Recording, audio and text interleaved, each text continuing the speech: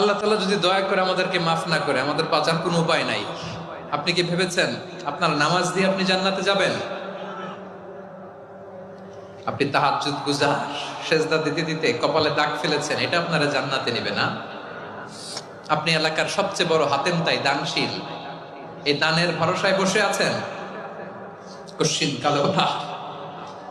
আমাদের নামাজ, আমাদের রোজা, আমাদের ইবাদত, এগুলোকে মিজানের পাল্লায় উঠালে কোনো ওজনই হবে না।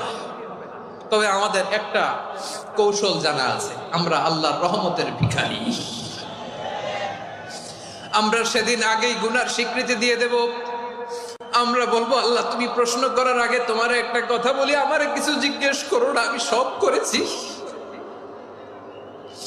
এমন কোন পাপ নাই যে পাপ আমারে দিয়ে হয় নাই। তোমার রহমত দিয়ে তুমি জান্নাতে পাঠাবা, তোমার দয়ায় জান্নাত